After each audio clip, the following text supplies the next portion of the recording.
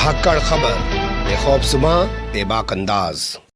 धाकड़ खबर के news room से मैं आपके साथ हूं अकरम रईस खान। दिल्ली पुलिस से जुड़ा हुआ एक बड़ा अपडेट आ रहा है। यह अपडेट वैसे तो पिछले साल ही सामने आ जाना चाहिए था, लेकिन एक साल बाद सामने आ रहा है, तो मुझे लगा कि कोर्ट बुलेटिन में इस मामले को बताने के बजाय आपके सामने अलग से रखा जाए। हालांकि मामला अदालत से जुड़ा हुआ है और आप लोग जानते हैं धाकड़ खबर कोर्ट संबंधित खबरों का अलग से एक बुलेटिन करता है, उसमें इस खबर को रखा जा सकता था।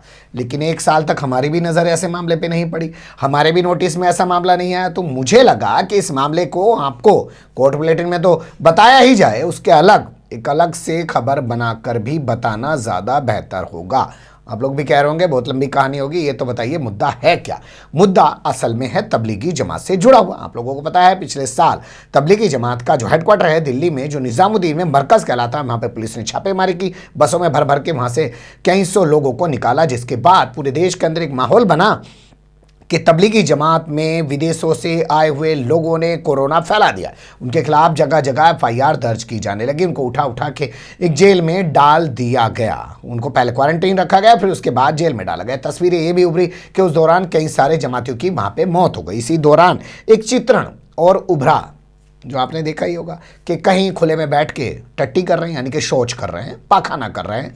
समझने में क्या दिक्कत है? अब देसी भाषा में बोल रहे हैं तो सीधा समझ लीजिए, नहीं तो ये बोल दीजिए टॉयलेट कर रहे हैं तहजीब के दायरे में। लेकिन पाखाना भी पहले तहजीब के दायरे में ही बोला जाता था। खुले में शौच कर रहे हैं, गंदगी फैला रहे हैं, बिरयानी मांग रहे हैं, मुर्गा मांग रहे हैं, नर्सों के आगे नंगे घूम रहे हैं, पैंट पहन उतार के घूम रहे हैं। जबकि मैं आपको बता दूं जो जमात वाले लोग होते हैं ना, ये तो पैंट पहनते ही नहीं है, तो पैंट उतार किसके सामने रहे थे। लेकिन खैर जाने दीजिए, तमाम तरीके की चीजें वो चलती रही, लेकिन एक तस्वीर हमारे सामने नहीं आई। जबकि धाकड़ खबर ने लगातार तबलीगी जमात से जुड़ी हुई खबरें रोजाना आपके सामने अपडेट की हैं, फिर भी ऐसा हो गया कि हमारी नजर में नहीं आई।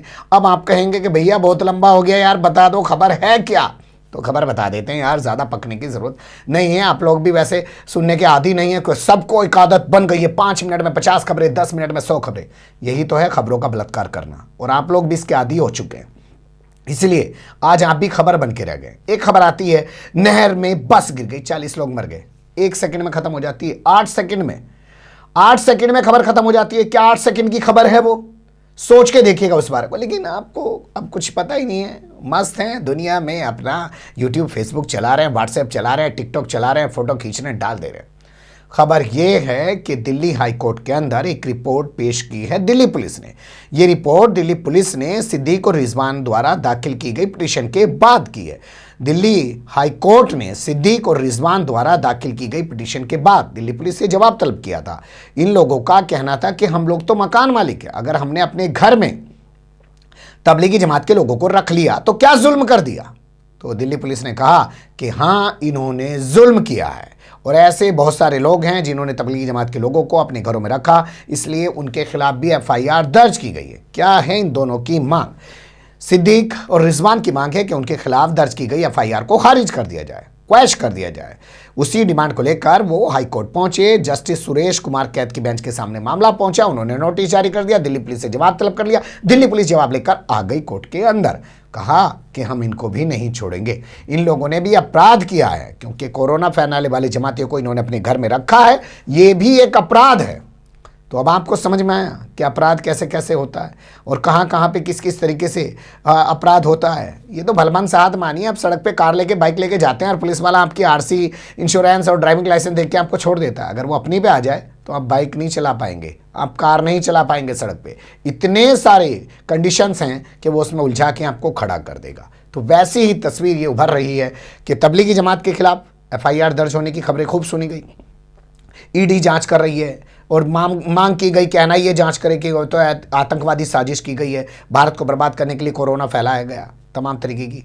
लेकिन ये अपने आप में एक बड़ी खबर है कि जिसके घर में रुके उस घर के मालिक पर एफआईआर दर्ज की गई। हालांकि ऐसी तस्वीर आपने देखा होगा उत्तर प्रदेश के इलाहाबाद से आई थी, जब एक प्रोफेसर थे यूनिवर्सिटी के, इलाहाबाद यूनिवर्सिटी के, उनके खिलाफ दर्ज की गई थी कि उन्होंने अपने घर में जमाती को ठहराया। लेकिन उन्होंने ठहराया, यहाँ पे यह है कि जिन लोगों ने अपने अपने घर में रखा या ठहराया, मान लीजिए किराए पे भी रहे, तो उन लोगों को भी इन तमाम मुकदमों में मुलजिम बनाया गया है। इस मामले को लेकर अदालत ने 8 मार्च की तारीख निर्धारित कर दी है, क्योंकि ऐसे ही मामलों से जुड़े हुए बहुत सारे केस इन जज साहब की अदालत में पहले से विचाराधीन है, तो उन सब को सुनने के बाद ये कोई फैसला देना चाहते हैं। तो ये खबर छोटी सी उभर रही थी जिसे मैंने थोड़ा लंबा खींच दिया।